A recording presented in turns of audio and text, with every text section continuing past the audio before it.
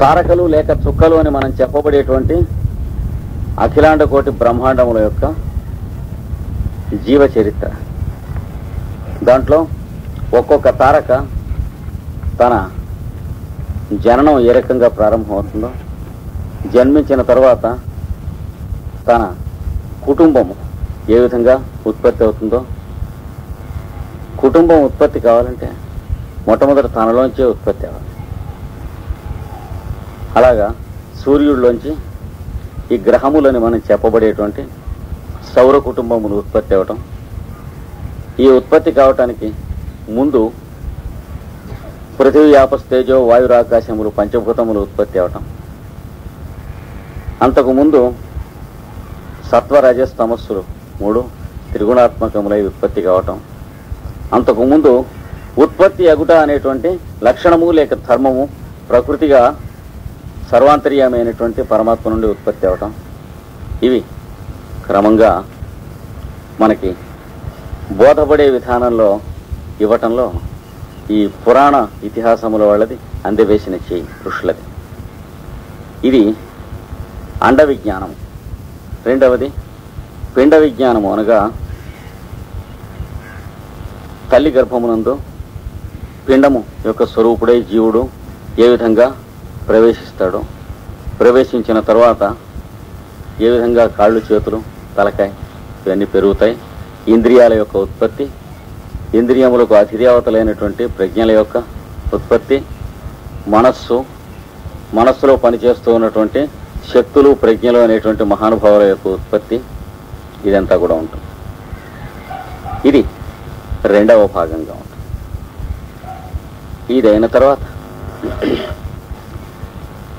ఈ భూమి యందు ఉన్నటువంటి జీవరాశులు ఎన్ని విధములు అంటే కేవలం మన భూమికి సంబంధించినవి.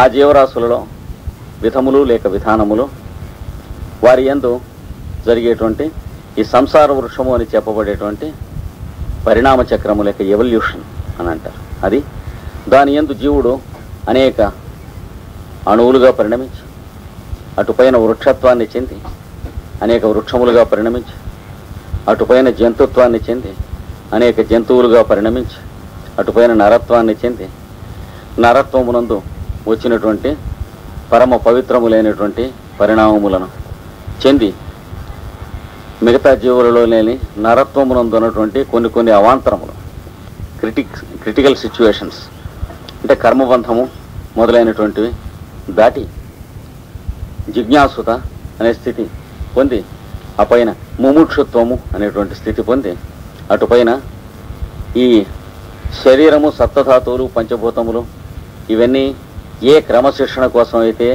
ఏర్పడ్డాయో దాని సార్థక్యము అయినటువంటి మోక్షం అనేటువంటి స్థితిని జీవుడు పొందటం ఈ కథగా కూడా చెబుతుంది. ఇలాగా ఈ సృష్టిక్రమం మొత్తాన్ని 2-3 విధానాలుగా చెబుతుంది. అంటే 2-3 పారాగ్రాఫ్లుగా చాప్టర్స్గా చెబుతుంది. ఆ చెప్పినటువంటి దానిలో నవీన శాస్త్రజ్ఞులు జీవశాస్త్రజ్ఞులు చెప్పినటువంటి భాగం కూడా అందులో ఇమిడి ఉంటుంది. కానీ నవీన శాస్త్రజ్ఞులకు వాళ్లకు తేడా ఏమనగా ప్రకృతిలో ఉన్నటువంటి శక్తులు మనలాగే ప్రజ్ఞలు అని తెలుసుకున్నటువంటిది ప్రాచీన శాస్త్రము. అలా కాకుండా మన చేత నడిపించేటువంటి శక్తులు అని మాత్రమే అజ్ఞానంతో తెలుసుకున్నది నవీన శాస్త్రం. నవీన శాస్త్రంలో బయాలజీ మొదలైన వాటిలలో మనం చూస్తే మనస్సు ఇలా ఉంటుంది, మనస్సు యొక్క లక్షణాలు ఇలా ఉంటాయి, దాని ప్రవర్తన ఇలా ఉంటుంది మొదలైనవన్నీ చెప్పి, అంటే మానవుడి చేత నడిపింపబడవలసినటువంటి ఒకానొక శక్తిగా మాత్రమే మనస్సు అర్థం చేసుకొనబడుతుంది. అది కాక ఈ మనస్సు కానీ ఇంద్రియముల ప్రజ్ఞలు కానీ శరీర నిర్మాణం కానీ ఆ నిర్మాణంలో జరిగేటువంటి వివిధ పదార్థ ధర్మములు కానీ శక్తి ధర్మములు కానీ ప్రజ్ఞా ధర్మములు కానీ ఇవన్నీ మనం ఎలాంటి వాళ్ళమో అవి కూడా అలాంటివే. వాటి యొక్క సమాహారమే మనము. అవన్నీ కలిసి ముద్దగడితే ఆ ఒక్కొక్క ముద్ద మనంగా ఏర్పడ్డాం అనేటువంటి జ్ఞానం ప్రాచీన విజ్ఞాన శాస్త్రంలో మనకు పురాణాదుల్లో తెలియజేయబడుతుంది. ఇందులో ముఖ్యంగా సృష్టిక్రమాన్ని తెలియజేసేటువంటి కథ ఒక పెద్ద కథ. అది సర్వాంతర్యామి అయినటువంటి నారాయణుని దగ్గర నుంచి క్రమంగా అన్ని పక్కలకి విచ్చుకుంటాం ప్రారంభం అవుతుంది కనుక నాభికమలము నుండి విచ్చుకోనేను అని చెప్పబడుతుంది. అందులో కూడా ప్రతి భాగము ప్రతి అణువు చక్కని ప్రజ్ఞామయము విజ్ఞానమయము గనక ఆ ఉన్నటువంటి దాన్ని బ్రహ్మ అని అన్నారు. అందులోంచి 4 విభాగముల యొక్క దశలన్నీ క్రమక్రమంగా వస్తాయి గనక చతుర్ముఖుడు అని అన్నారు.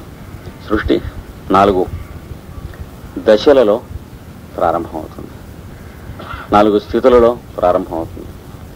సృష్టి భగవంతుడి నుంచి వేరవటం ఎలా అయింది అనే దాన్ని మనం ధ్యానం చేయడానికి అనేక ఉదాహరణలు పెద్దలు ఇచ్చి ఉన్నారు. ఒకటి, కుమ్మరవాడు మట్టి తీసుకుని కుండలు తయారు చేయటం, సాలివాడు ప్రత్తి తీసుకుని దాన్ని దారాలుగా తీసి వస్త్రంగానేసి అది చొక్కాగానో పంచెగానో ఉత్తరీయంగానో తయారు చేయటం. ఇలాంటి ఉదాహరణలు మనకు వేదాంత శాస్త్రంలో కానీ శాస్త్రాల్లో కానీ చాలా ఉన్నాయి. కానీ ఈ ఉదాహరణలన్నీ కొంత దూరం వెళ్ళి ఆగిపోతాయి అని చెబుతారు.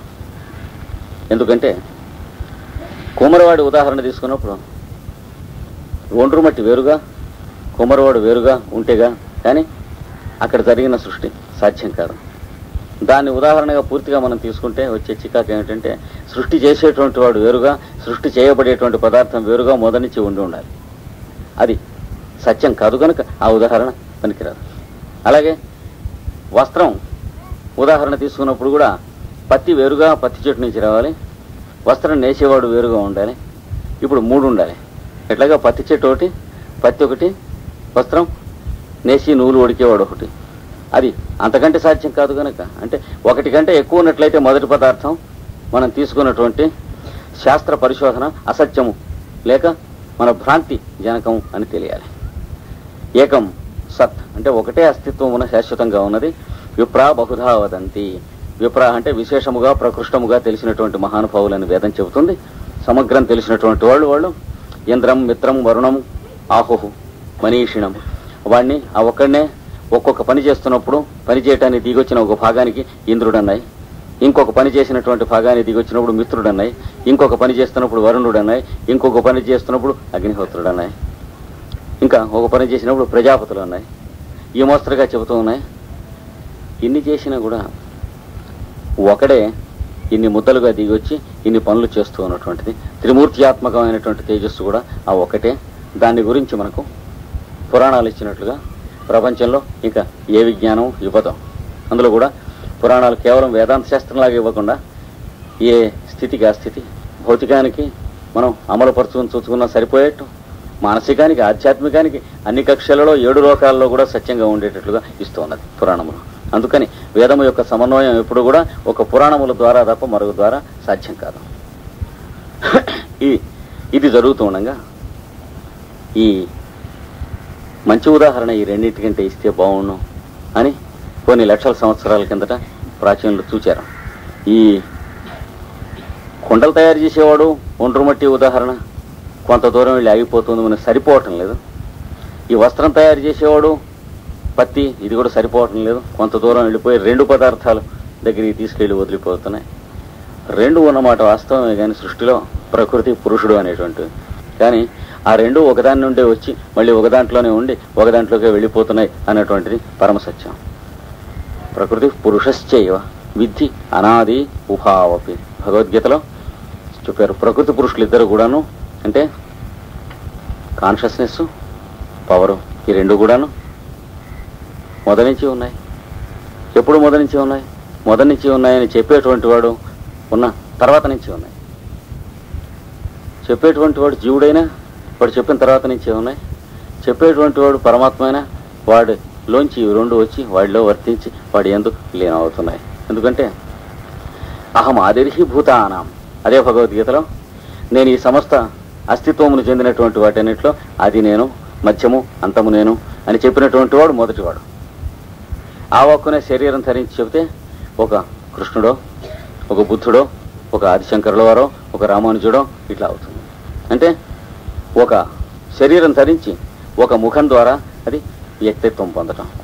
ఇలా చెప్పుకున్నప్పుడు ఆ పై చెప్పినటువంటి ఉదాహరణ సరిపోలేదు కనుక పెద్దలు ఋషులు ఏం చేశారంటే మరొక చక్కని ఉదాహరణ చెప్పారు. దానికి ఒక్కటే సరిపోతుంది. సృష్టి ఎలా జరిగింది, కుమ్మరవాడు కుండలు చేసినట్టు జరిగింది అన్నది తీసి పక్కన పెట్టారు. ఒండ్రు గట్టి మట్టిని తయారు చేసేవాడు ఉండాలి కనుక వస్త్రం నేసినట్టు జరిగింది అన్నది కూడా తీసి పక్కన పెట్టారు. పత్తి వేరే ఉండాలి, చేసేవాడు వేరే ఉండాలి కనుక ఇంకా కొంచెం పైకి పోయినప్పుడు ఉదాహరణ ఒకటి చక్కటి ఇచ్చారు. ఏమంటే నేను నువ్వు చూసుకో ఎట్లా సృష్టి జరిగిందో తెలుస్తుంది. చాలా తేలిక. ఎలాగా నువ్వు మాట్లాడుతున్నావు కదా, నీ మాట నువ్వు ఎలా సృష్టి చేస్తున్నావు లేదా నువ్వు ఎలా మాట్లాడుతున్నావు దాని గురించి ధ్యానం చేసుకో అన్నారు. బ్రహ్మ విద్యకు ఇది మూలం. మనం మాట్లాడుతున్న మాట ఎక్కడి నుంచి వస్తున్నది? తేలిగ్గా జీవితం కంఠంలోంచి వస్తుంది, పీకెలు వోకల్ కార్డ్స్లోంచి వస్తుంది. అవి పుట్టిస్తున్నాయా అంటే లేదు, నేను మాట్లాడుతుంటే వాటిలోంచి వస్తుంది. అయితే ఎక్కడి నుంచి వస్తుంది? అంతకుముందు ఉచ్ఛ్వాస నిశ్వాసాల్లోంచి వస్తుంది. ఒక పక్కన ఉచ్ఛ్వాస నిశ్వాసాలు మాట్లాడదామని అనుకుంటున్నాయా? లేదు, అంతకుముందు నేను మాట్లాడదామని అనుకుంటున్నాను. నేను ఎక్కడి నుంచి మాట్లాడదామని అనుకుంటున్నాను? మనస్సులోంచి వస్తూ ఉన్నది. మనస్సులో ఎట్లా మాట్లాడదామని అనుకుంటున్నాను? మనస్సుకి ఎక్కడి నుంచి వస్తూ ఉన్నది? ఇలాగ వెనక్కి వెళ్ళినట్లయితే మానవుడు పరిశీలన చేయటానికి సాధ్యపడనన్ని వస్తువులు వస్తాయి. ఇందాక రెండే వచ్చినాయి కానీ ఇప్పుడు సాధ్యపడనన్ని లోపల వస్తాయి. ఎందుకనగా మానవుడు కొన్ని వేల శక్తుల ప్రజ్ఞల సమాహారం గనక. అందుకని చక్కగా సమన్వయించినట్లయితే పెద్దలు 4 స్థితులు చెప్పారు. నేను చెబుతాను, ఆ మోస్తరుగా చూసుకోండి. ఈ గందరగోళంలో పడకుండా ఉంటారు అని చెప్పారు వాళ్ళు. ఏమని చెప్పారంటే ఇది ఒక గడియారం అని ఒక వాక్యం మనం ఉచ్చరించాం. ఈ వాక్యం కంఠంలోంచి వస్తుంది. అంతకుముందు మనస్సులో ఇది ఒక గడియారం అని ఉచ్చరించాం. ఆ వాక్యం మనస్సులో ఉన్నది కనుక కంఠంలోంచి వచ్చినటువంటి తెలుగు వాక్యం ఒకటి, మనస్సులో అంతకుముందు ఉన్న తెలుగు వాక్యం ఒకటి. అంటే వోకల్ లాంగ్వేజ్ సెంటెన్స్, అంతకుముందు మెంటల్ లాంగ్వేజ్ సెంటెన్స్. అంతకుముందు ఏమున్నది? తెలుగుతో సంబంధం లేకుండా ఈ గడియారం ఉన్నది అనే వాక్యం అంతకుముందు మనకు పుట్టింది. తెలుగువాడు తెలుగుతో మాట్లాడతాడు, ఇంగ్లీష్ వాడు ఇంగ్లీష్తో మాట్లాడతాడు, అరవాడు అరవంతో మాట్లాడతాడు, సంస్కృతం వాడు సంస్కృతంతో మాట్లాడతాడు. అంతకుముందు వాళ్ళలో ఈ ఐడియా పుట్టింది, అదే వాక్యం. అంటే ఈ గడియారం ఉన్నది అనేటువంటి వాక్యం ఏ భాషలోనూ కాకుండా మొదట పుట్టాక తర్వాత తన ఎరుగున భాషలోకి తర్జుమా అయింది కనుక 3వ వాక్యం ఉన్నది. అంతకుముందు మొదటిది కంఠంలోంచి బయటికి మాట్లాడిన తెలుగు వాక్యం, రెండవది మనస్సులో ఏర్పడ్డ తెలుగు వాక్యం, అంతకుముందు మనస్సులో ఏర్పడిన భాషకతీతమైన ఒక వాక్యం. 3 వాక్యాలు మనకు తెలిసినాయి. అంతకుముందు మాట్లాడదాం అనేటువంటి సంకల్పము లేక మాట్లాడేవాడు వాడిలోంచి వస్తున్నాయి. ఇది ధ్యానం చేసుకోమని మనకి లక్షల సంవత్సరాల నుంచి ఋగ్వేదం దగ్గర నుంచి ఈనాటి దాకా బ్రహ్మ విద్యా సంప్రదాయం వస్తూ ఉన్నది. ఉపనిషత్తుల్లో వచ్చినా అదే వచ్చింది, పురాణాల్లో వచ్చినా అదే వచ్చింది, దేంట్లో వచ్చినా సరే ఋగ్వేదం దగ్గర నుంచి సూటిగా మనకి ఈ రోజు వరకు వస్తున్నటువంటి బ్రహ్మ విద్యా సంప్రదాయం ఇది. ఈ సంప్రదాయం యొక్క హద్దులలో మిగతా బ్రహ్మ విద్యా సంప్రదాయాలన్నీ గురువు శిష్య సంప్రదాయాలు నడవవలసిందే కానీ స్వాతంత్రించి నడిచినట్లయితే ఆ సిద్ధాంతం అవతల బారేయవలసి వస్తుంది. ఎవడు ఎక్కాల పుస్తకం అర్థం చేసుకున్నా 7 ఆర్లు 42 అర్థం చేసుకోవాల్సిందే కానీ కొత్తగా 43 అర్థం చేసుకుంటే ఆ పుస్తకం అవతల బారేయాల్సి వస్తుంది. దీన్నే సత్యము యొక్క అపౌరుషేయత అంటే ఇంపర్సనల్ నేచర్. అంటే ఎవడు చెప్పాడు అనేటువంటి దాంతో సంబంధం లేకుండా చెప్పబడినటువంటి విషయం ఎప్పుడు ఒకటే ఉంటుంది తిన్నగా చెబితే అనేటువంటి దాన్ని పురుషుడి మీద ఆధారపడింది కాకుండా సత్యం మీద ఆధారపడి పురుషుడు జీవిస్తున్నాడు అనేటువంటిది వస్తుంది. ఇక్కడ తీసుకెళ్లారు వాళ్ళు. అంటే ఈ కాస్త ఇంట్రడక్షన్ లేకపోతే మన పురాణ కథలు ఎందుకో తెలియదు. కృష్ణ కథ వేరు, లోకం జగద్విఖ్యాతం కనుక దాని గురించి మనం ఏం చెప్పుకోకుండానే దిగిపోయినాం. అంటే ఒకవేళ విషయం అర్థం కాకపోయినా కూడా చాలా మధురంగా ఉంటుంది కృష్ణ కథ, దాని అంతటిదే అర్థమయ్యేట్టు చేస్తుంది. అలా కాక పురాణముల యొక్క పరమావధి మనకు తెలియాలంటే వేద విద్య యొక్క పరమావధి తెలియాలి. ఈ వేద విద్యలో ఈ 4 వాక్యాలు వరుసని చెప్పారు. నీ కంఠంలోంచి వచ్చిన వాక్యంలాగా ఈ సృష్టికి కూడా ఒక మొత్తం అంతా కంఠంలోంచి వచ్చిన ఒక వాక్కులాగా సృష్టి ఉన్నది. అంతకుముందు మాట్లాడదామని అనుకుని వాడికి తెలిసినటువంటి భాషావాక్యంలాగా ఒక సృష్టి ఉన్నది, రెండవది. అంతకుముందు భాష లేని వాక్యంలాగా మూడవది, అంతకుముందు ఇంకో సృష్టి ఉన్నది. అంతకుముందు సృష్టించేవాడు లేక సంకల్పములాగా ఒకటి ఉన్నది, 4 ఉన్నాయి. ఇది మన వాక్కులు బయటకు వచ్చేటువంటి క్రమాన్ని బట్టి సృష్టి అనేటువంటి వాక్కు బయటకు వచ్చే క్రమాన్ని మానవుడు దర్శించి ఉపాసించి తీసుకున్నట్టుకు ద్రష్టలైనటువంటి ఋషులు మనకి ఇచ్చినటువంటి పరమోపదేశం. చెప్పి చత్వారి వాక్ పరిమిత పద అని ఋగ్వేదం చెప్పింది. 4 వాక్కులనైనా పరిమితములై ఉన్నాయి పదములు, 4 వాక్కులతో. తాని విదుర్ బ్రాహ్మణ ఏ మనీషిణ, ఎవరైతే తమ ప్రజ్ఞతో వాటిని స్పష్టంగా పరిస్ఫుటంగా చూడగలుగుతారో తాము మాట్లాడుతున్న వాక్కుల్లో 4 వాళ్ళనే బ్రాహ్మణులు అంటారు. బ్రాహ్మణ ఏ మనీషిణ. అందులో మనం కంఠంలోంచి బయటికి మాట్లాడేటువంటి వాక్యం ఒక్కటే బయటికి అందరికీ వినిపిస్తుంది, కానీ మిగతా 3 వినిపిస్తాయా? లోపల ఉంటాయి. అందుకని గుహా 3 నిహిత, గుహలో 3 ఉన్నాయి. నేంగయంతి, అవి బయటికి రావు. తురీయం వాచో మనుష్య వదంతి, 4వ వాక్కును మనుష్యులైనటువంటి అంటే మనస్సుతో కూడినటువంటి జీవరాశులు, మనుష్యులు అంటే నరులని కాదు, మనువు యొక్క సంతతి లేక మనస్సుతో బతికేటువంటి జీవరాశులందరూ కూడా వాటి పిట్టల అరుపులుగా, నరుల యొక్క కూతలుగా, మరి జంతువులు ఏ జంతువులు ఆయా జంతువుల యొక్క కూతలుగా మాట్లాడుతున్నారు. అంతేగాక పదార్థములు పదార్థ ధర్మములుగా, ద్రవ్యములు ద్రవ్య ధర్మములుగా మాట్లాడుతున్నాయన్నారు. అంటే ఉప్పు ఉప్పగా ఉండటం అనేది దాని భాష, చక్కెర తీయగా ఉండటం అనేది దాని భాష. ఇది ఇట్ని చెట్లెక్కిడితే 1, 2, 3వ భాష అన్నా ఆ 3వ భాషకి సంబంధించింది 3వ వాక్యం. దాన్ని చెబుతూ పెద్దలు ఇంకా ఏమన్నారంటే, తెలిసి మాట్లాడుతున్నది ఒకటి మనసుతో, అంటే సచేతనంగా, తెలియక అచేతనంగా మాట్లాడుతున్నది ఒకటి. ఈ తెలిసి తెలియకుండా మాట్లాడుతున్నటువంటి వాళ్లలో ఈ ఇద్దరి చేత మాట్లాడిస్తున్నటువంటి విశేషమైన విచేతనం ఒకటి. 3 రకాలు, అంటే సచేతనము, అచేతనము, విచేతనము.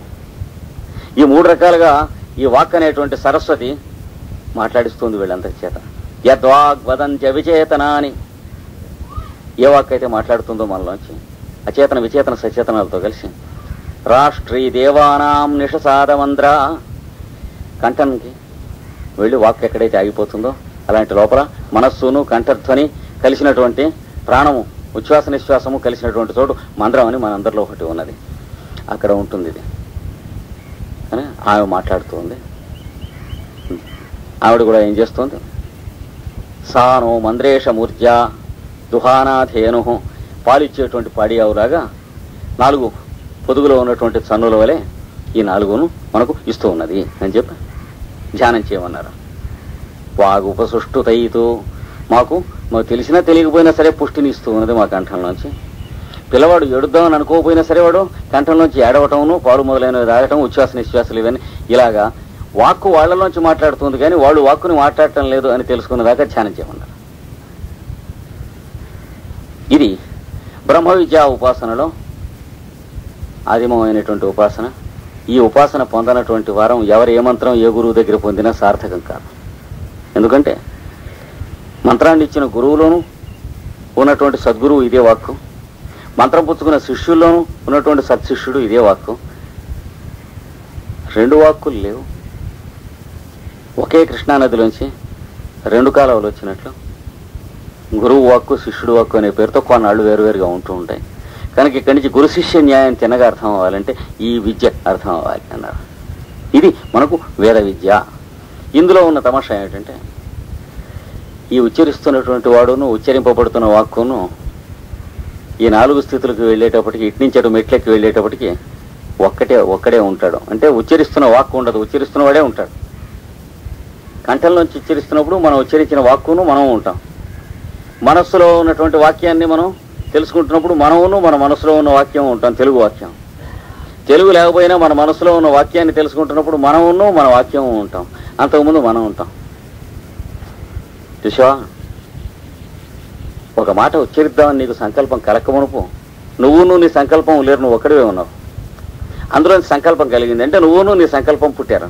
ఇలాగ పరమేశ్వరుడైనటువంటి సర్వాంతర్యామి ఒక్కడే ఉంటే దాంట్లోంచి సృష్టి 4 సోపానములలో దిగి వచ్చినది అనేటువంటి పరమోపదేశం మనకు ఇచ్చింది కనుక వేదం పరమ ప్రమాణం. చూసారా, ఇందాక ఇచ్చిన 2 ఉదాహరణలు ఇక్కడ దాకా రావు మనకి. ఒండ్రు మట్టి ఎవడో పట్టు రావాలి, కుమ్మరవాడు ఎక్కడి నుంచో రావాలి, అప్పుడు తయారు చేస్తాడు. ఇది ఎట్లా కాదు, ఒకడు 2 అయ్యాడు. అందుకని ఇదొక ఉదాహరణ పెద్దలు ఇచ్చింది. ఈ ఉదాహరణని ఏమన్నారంటే బ్రహ్మ విద్య అన్నారు. ఎందుకంటే ఒకటే వ్యాప్తం అవుతుంది కనుక అనేకంగా బ్రహ్మ విద్య బ్రహ్మణం చెందుతుంది కనుక అన్నారు. బాగుంది. ఇంకేదైనా ఉదాహరణ ఉందా? అదే ఋగ్వేదంలో ఏం చేశారంటే, ఈ ఉచ్చరించేవాడే ఉచ్చరింపబడుతున్న వాక్కుగా ఎలా వేరవుతాడయ్యా అని చెప్పాలంటే, సముద్రంలోంచి ఎలా వేరవుతుందో అలా ఎలా వేరవుతుందో మాట ఒడ్డు నుంచి చూడన్నాడు. ఇప్పుడు ఒక వేదంలోనే పట్టారు ఇట్లాంటి ఉదాహరణలు. మిగతా వేదాంత విద్యలో వచ్చినవన్నీ తర్వాత ఉదాహరణలు మంచివే అనుకోండి, కానీ ఇవి లేకపోతే వాటికి అస్తిత్వం లేదు.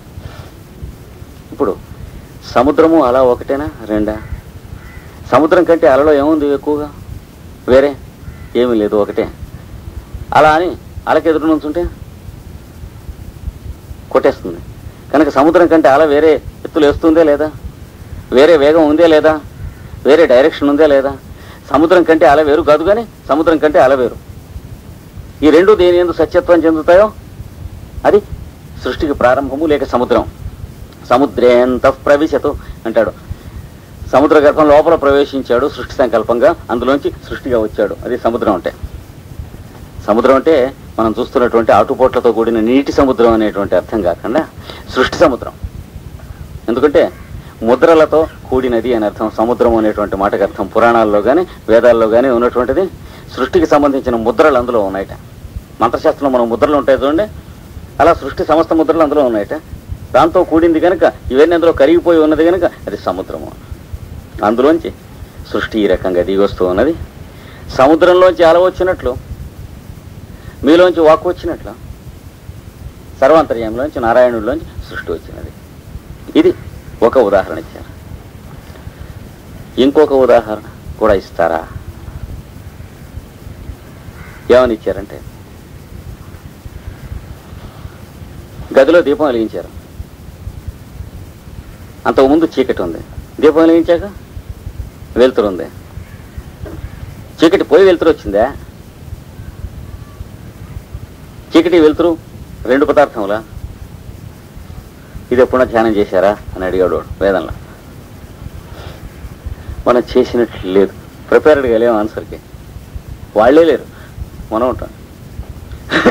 అందుకని వాడు ఏమన్నాడంటే, దీపం వెలిగించడం అంటే ఏం లేదు నాయనా, నీ చుట్టూ ఉన్నటువంటి చీకటిని వెలుతురు అనేటువంటిదిగా నీ కన్నులతో చూడగలిగేటువంటి తక్కువ స్థితిలోకి దింపటం అన్నాడు ఋగ్వేదంలో. నువ్వు ఏదైతే చీకటి అంటున్నావో అది నీ కన్నులు చూడగలిగిన శక్యం కానటువంటి వెలుతురు. దాన్ని నీ కన్నులతో చూడగలిగినటువంటి శక్యం కలిగినటువంటి వెలుతురుగా దింపటం కోసం ఏర్పాటు చేసిన ఒక కన్నం పెట్టడం లాంటిది. ఆ పెద్ద వెలుతురులో కన్నం పెడితే నీకు చిన్న వెలుతురు అందులోంచి నువ్వు చూస్తున్నటువంటి కిరణాల్లాగా కనిపిస్తుంది. ఇది సృష్టికి పోల్చవలసిన ఇంకొకటి అన్నాడు. అయితే చీకటికి వెలుతురుకి ఏ తేడా ఉందో, సృష్టి జరక్క మునుపు ఈ చోటుకి, సృష్టి జరిగిన తర్వాత ఈ చోటుకి ఆ తేడా ఉంది అని చెప్పడం కోసం అది చెప్పాడు వేదన. ఏమిటి ఆ తేడా ఉన్నది అంటే, నువ్వు నిద్రపోతున్నావు అనుకోగలవా? అనుకుంటే నిద్ర ఎట్లా అవుతుంది? నిద్రలోంచి మెళుకు వచ్చాక అంతకుముందు నిద్రపోతున్నావు అని అనుకోగలవు. నేను నిద్రపోతున్నాను అని తెలిసిందంటే అది నిద్ర కాదు. నువ్వు నిద్రపోతున్నప్పుడు ఉన్నటువంటి స్థితికి నిద్రలోంచి మెళుకు వచ్చిన స్థితికి ఏమిటి తేడా? ఆ తేడానే నారాయణుడు అని చెప్పబడేటువంటి సర్వాంతర్యామికి అందులోంచి యువతలకు వచ్చినటువంటి సృష్టికి మధ్యన ఉన్నది. దీన్ని పెద్దలు ఏమన్నారంటే, ఈ తేడాని ఐతరేయము అన్నారు. అంటే మనకన్నా ఇతరము అనేది పుట్టుట. దాని గురించి చెప్పేదే ఋగ్వేదంలో ఒక భాగం. దాన్ని వివరణ చెప్పేటువంటిదే ఐతరేయ బ్రాహ్మణము అనేటువంటి గ్రంథం. దాన్ని మనకు తీసుకొచ్చి ఇచ్చిన మహానుభావులే ఐతరేయులు అనేటువంటి గోత్రోద్భవులైన ఋషులు. ఇప్పుడు ఇతరము అని ఎట్లా పుట్టిందో? నిద్రపోతున్నప్పుడు ఇతరం ఉందా? అంతా మనమే గనక మనకు మనం ఉండం. మనకు మనం ఉండాలంటే ప్రజ్ఞలో ఏముండాలి? మనకంటే వేరే ఇంకోటి ఉండాలి. దాంతో పోల్చుకుంటే మనం ఉన్నట్టు తెలుస్తుంది. రెండవది పుట్టుట అన్నాడు. దాన్ని అన్యస్థితి అన్నాడు. అంతకు ముందు ఉన్నది భగవద్గీతలో అనన్యస్థితి అన్నాడు. ఈ రెండు, ఇది బ్రహ్మ విద్యకు మనకు పునాది. రోజు మనం చేసుకునే ధ్యానం కూడా ఇదే పునాది. అంటే వేదం నేర్చుకునేందుకు ఇదే పునాది, మనం తరించడానికి రోజు చేసుకునేటువంటి ధ్యానం నేర్చుకునేందుకు ఇదే పునాది, యోగాభ్యాసం చేయడానికి ఇదే పునాది. ఏది చేయటానికైనా సరే బ్రహ్మ విద్యా సంప్రదాయం ఒక్కటే పునాది, మరొకటి లేదు. అంటే ఇన్ని మార్గాలు అని అనుకునేవాడు వెర్రివాడు. ఇన్ని మార్గాల్లో ఈ పునాది దగ్గర నుంచి బయలుదేరితే అన్ని మార్గాలు ఒకే చోటుకి తీసుకెడతాయి. ఇలాంటి స్థితి ఉన్నప్పుడు మొట్టమొదటి ఆ మెళుకు వచ్చినట్లుగా ఉన్నటువంటి 4వ వాక్కు అన్నాను చూడండి. ఆ వాక్కు దగ్గర నుంచి 4 మెట్లుగా దిగి వస్తుందని చెప్పారు కనుక ఈ 4 మెట్లనే బ్రహ్మ యొక్క 4 తలలు అన్నారు. చతుర్ముఖుడు అంటే అర్థం. ఈ 4ంటినే అట్నుంచి ఇటు లెక్కేస్తే, మనం ఇట్నుంచి అటు లెక్కేసాం అర్థం అవటానికి. అట్నుంచి ఇటు లెక్కేస్తే పరావాక్కు, పశ్చంతి వాక్కు, మధ్యమా వాక్కు, వైఖరి వాక్కు అని అన్నారు. అంటే మనం మాట్లాడుతూ ఉన్నటువంటి వాక్కు కంఠంతో దాన్ని వైఖరి వాక్కు అని అంటారు. అలాగే మనం చూస్తున్నటువంటి ఈ సృష్టి అంతా చతుర్ముఖ బ్రహ్మ యొక్క వైఖరి వాక్కు. ఇందులో ఉన్నటువంటి పంచభూతములు, దాంట్లో ఉన్నటువంటి సారాంశం ఇదంతా కూడా వాడి యొక్క మధ్యమా వాక్కు. దాంట్లో ఉన్నటువంటి ప్రకృతి పురుషాత్మకమైనటువంటిదంతా కూడాను పశ్చంతి వాక్కు. ఇది ఎక్కడి నుంచి అయితే పుట్టిందో, ఎవరికైనా వేరు కాదో, ఎందులో అయితే కలిసిపోతుందో దాని పేరు పరావాక్కు. ఈ 4 తలకాయలు కలిసి బ్రహ్మ తలకాయలు. ఈ 4వ తలకాయ ఎక్కడుంది? ఇది పరావాక్కు. ఈ బ్రహ్మ ఎక్కడి నుంచి పుట్టాడో అందులో ఉన్నది. అంటే పుట్టిన చోటే వాడు ఉన్నాడు. అందుకనే ఈ బ్రహ్మతత్వాన్ని గురించి మొట్టమొదటి చెబుతూ, చతుర్ముఖ బ్రహ్మ సృష్టికర్తను గురించి చెబుతూ వేదములు మాతరిశ్వము అన్నాయి. అంటే పుట్టిన తల్లి అందే గర్భంలో పడుకుని ఉంటాడు ఎప్పుడు వాడు. అంటే ఎందులో పుట్టాడో అందులోనే అంతర్యామిత్వంలో ఉంటూ ఉంటాడు వాడు. అంతర్యామిత్వం కన్నా వేరు కాడు, కానీ సృష్టిని అంతర్యామిత్వం కంటే వేరుగా ఇస్తూ ఉంటాడు. ఇది చతుర్ముఖ బ్రహ్మ చేసినటువంటి సృష్టి క్రమం.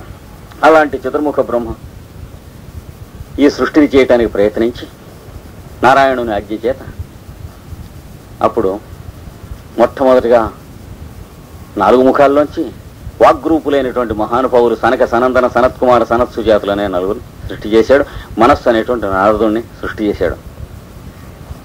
దేవర్షిర్న అర్థస్తదా అసితో దేవలో వీళ్ళు చెప్పి తర్వాత చత్వారో ఋషయ, తర్వాత మనవ, భగవద్గీతలో చెప్పాడు మహర్షయ సప్తపూర్వే చత్వార మనవస్తథ. అంటే 7 ఋషులు, అంతకుముందు 4 ఋషులు, అంతకుముందు మనువులు, వీళ్ళంతా పుట్టారు. ఈ మోస్తరుగా మొట్టమొదట 4 కుమారులు పుట్టారు. సనకుడు, సనందనుడు, సనత్కుమారుడు, సనత్సుజాతుడు. మీరు సృష్టి చేయండి అంటే వాళ్ళు చేయనన్నారు. నారదుని సృష్టి చేయండి అంటే నేను చేయనన్నాడు. అంటే మనస్సు సృష్టి చేయనన్నది, ఈ 4 వాక్కులు కూడా సృష్టి చేయను అన్నట. అంటే అర్థం ఏంటంటే అందులోంచి భౌతిక సృష్టి రాలేదు. ఏ సృష్టి ఉన్నది? ఊర్ధ్వలోకముల యొక్క సృష్టి ఉన్నది. ఒక మంచి కవి పాత్రలు తయారు చేసుకుని మనసులో ఉంటే వాళ్ళు మాట్లాడుకుంటూ ఉంటారు చూడండి, పుస్తకంలో పెట్టకమునుపు అలా ఉన్నారు. ఇలా కాదురా మనకు సృష్టి చెప్పింది, ఇంకోలా చేయాలి. ఇదంతా కూడా దేశము కాలము రావాలి, అందులోకి పంచభూతాలు రావాలి, అందులోకి ఇంద్రియాలు రావాలి, అందులోంచి సప్తధాతువులు రావాలి, దేహం రావాలి, గర్భం రావాలి, పిండాండం రావాలి, బ్రహ్మాండం రావాలి, సూర్యుడు రావాలి, సూర్య కుటుంబాలు రావాలి, గ్రహాలు రావాలి. ఇన్ని రావాలనే ఇవి వస్తే నిలబడుతుంది. అంటే కాగితం తీసుకురావాలి, ప్రెస్లో కంపోజ్ చేయాలి, అచ్చు చేయాలి, పేజీలు కుట్టాలి, కట్ చేయాలి, అప్పుడు పుస్తకం ఉంటుంది. కానీ లేకపోతే బుర్రలో తయారైన పాత్రలోనూ నవలను కవికి ఎక్కడుంటాయి?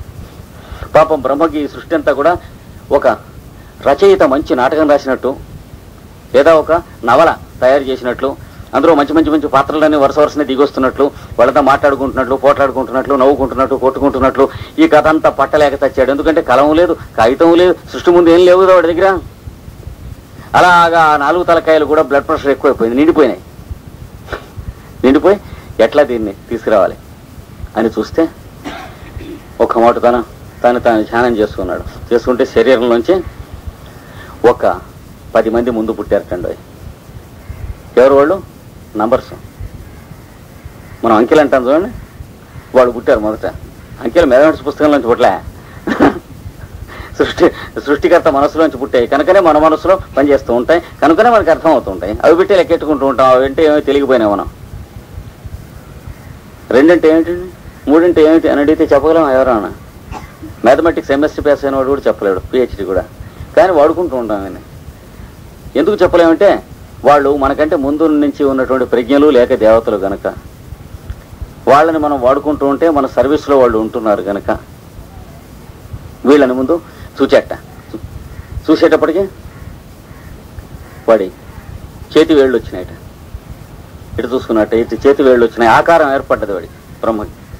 ఏర్పడితే 10 అనేటువంటి ఒక అభిప్రాయం వచ్చింది వాడికి. అది వరకు లేదు. అత్యతిష్ట దశాంగుళం 10 లెక్కేసేట. 1 2 3 4 5 6 ఈ పేర్లు లేవు. 1 2 3 అని ఈ ఐడియాస్ ఉన్నాయి. ఈ పేర్లు అబద్ధం. ఎందుకంటే మనం తెలుగులో ఒకటి అంటాం, వాడు ఇంగ్లీష్లో 1 అంటాడు. ఈ పేర్లు ఎవడి పేరు వాడు పెట్టుకోవచ్చు, కానీ ఈ పేర్ల వెనక ఉన్నటువంటి ఐడియాసే అంకెలు అంటే. అవి అంకెలు ఎక్కడ పుట్టాయి అని అడిగితే బ్రహ్మ విద్య తెలిసిన వాళ్ళు చెబుతారు, కానీ ఆన్సర్ మిగతా వాళ్ళు చెప్పరు. బ్రహ్మ విద్య తెలిసినటువంటి వాళ్ళలో ఒకడైన పైథాగరస్ అంకెలు ఎక్కడ పుట్టినాయంటే ఆయన చెప్పాడు, numbers are the properties of space అన్నాడు. అని దే జర్మినేట్ త్రూ మైండ్స్ అన్నాడు. ఈ 2 వాక్యాలు సత్యం. మిగిలినటువంటి అంకెల గురించి చెప్పినటువంటి పాశ్చాత్య థియరీస్ అన్ని కూడాను వెళ్ళిపోతాయి, నేను లాభంలే. ఈ 10 పుట్టేయకండి వాడి పుట్టి ఆ 10ంటిని ఒక్కొక్కటి ఒక్కో చోట ధ్యానం చేసేట తన శరీరంలో చతుర్ముఖ బ్రహ్మ చేస్తే ఈ 10ని ఒక్కొక్కడు ఏమేం పని చేస్తాడో ఆ శక్తులు వాళ్ళలోంచి పుట్టినాయట. వాళ్ళనే ప్రజాపతులు అని అన్నారు. పులశ్చుడు, పులహుడు, దక్షుడు, కర్దముడు వాళ్ళైన మహానుభావులంతా పుట్టారు. అంటే ఒక్కొక్కడు ఒక్కో పని చేస్తాడు వీళ్ళలో. పుట్టి ఒరే సృష్టి చేయటరా ఇది చూస్తున్నాం ఇంకా అన్నారు వీళ్ళు. వీళ్ళకి కూడా ఏమీ ఎక్కడ అంతు చిక్కలేదు సృష్టి చేయటానికి. ఇంతలోకే బ్రహ్మకు కొంచెం చికాకు వచ్చిందిరా, ఏమిట్రా ఈ సృష్టి రావటం లేదు అని కనుబొమ్మల మధ్యలో ఒక మొట్టు గట్టిగా ధ్యానం చేసేటప్పటికి ఆ చికాకులోంచి బ్రహ్మాండమైన మంట వచ్చింది. ఇట్లా భ్రూమధ్యంలోంచి వచ్చి ఆ మంట నీలంగా కొంత భాగం, ఎర్రగా కొంత భాగం మండింది. అంటే ఎవడరా నువ్వు అన్నట్టు ఆ మంటను చూసి. ఆ మంటలోంచి వాడు మాట్లాడట, నా పేరు నీల లోహితుడు అని అంటారు. నీలము లోహిత వర్ణం 2 ఉన్నాయి. నన్నే రుద్రుడు అంటారు అని పెద్దగా అరిచేట, ఏడిచేట. వాడు ఎందుకు ఏడుస్తావు అన్నట్టు. వీడు ఏడవటం కదరా ఇది, అరవటం శబ్దంలోంచి శబ్దంలోకి తీసుకొచ్చేందుకోసం కేకేస్తున్నాను అరిచేటవాడు.